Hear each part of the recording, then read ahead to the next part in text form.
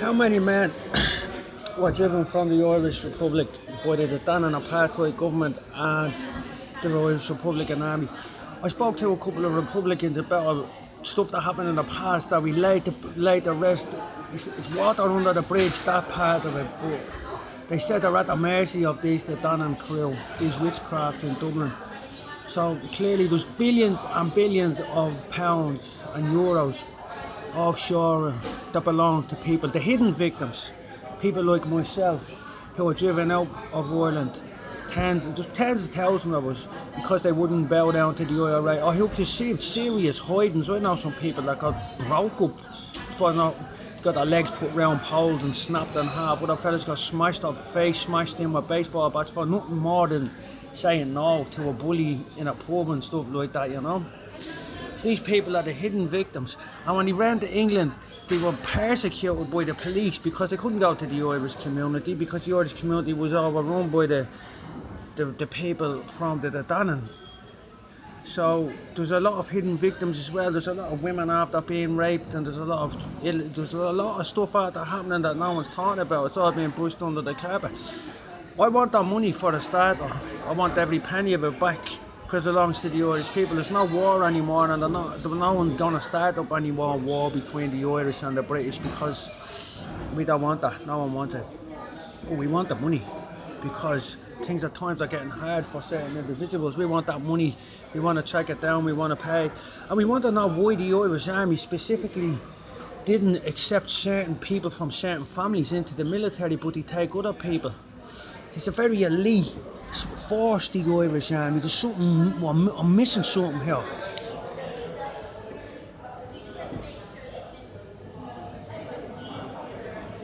See, because the militians, we're militians, the military, sons of Mill.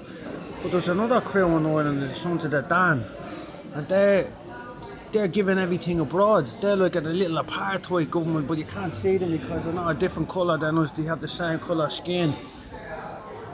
They might have bigger skulls than us and smaller willies, but they have to compensate by bullying people in gangs or something. I don't know if that's true, but that's just me trying to make light of it. But I want it, because I want to start up a militian force to nip.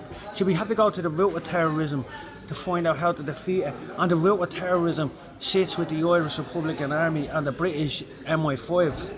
There's a bit of cahoots and cooperation in there somehow for whatever reason. We want to put that to bed, because we don't want the same thing to happen over here in Britain, where there's like rogue elements inside the government and all, working with jihadis and all, because there's money being made out of it under the Dannon apartheid government, who control religions in from the Vatican. They call themselves, they call upon the name of God, and they call themselves the Holy City. Sounds like the Vatican, idolatry and all. We want that though off the man of the story. We want to put things right. We want to nip it in the bud. There's no room for it. It's a big undertaking, but you know, it's the end of days and stuff like that. We're all going to have to face up to the fact that things are going to change. The time of trouble and all. So drastic times to demand drastic measures. We're not trying to pick a fight with the IRA. They don't want to fight anymore, fair enough. We're not looking for a fight, but we want to make amends for the damage that was done.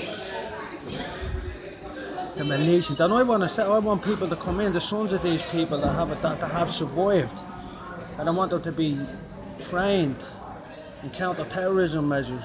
I want them to remove the police, the useless police elements that are not working. They're just getting bigger and bigger, and criminality, the terrorism is going up, and they're getting more and more weapons, and it's not doing any good whatsoever to bring the peace. It's probably the colour of the uniform and all. They don't know what the purpose is. The peace man was the thin blue line, the battle of Clontarf. It has to be something done about it, because I want justice for what was done to me. And I know the other people that I know that had the similar things done to them, they want justice as well. They probably won't be as vocal about it as me, but that's the way it is. And I'm sure the British people and the Irish people don't want any of them get any of this stuff. They want to put the bed once and for all. They don't want to be labelled when the world starts going into mad anarchist terrorist organisations. They don't want to be saying, well, we started it and we didn't try and stop it. because it's just morphed into something else now.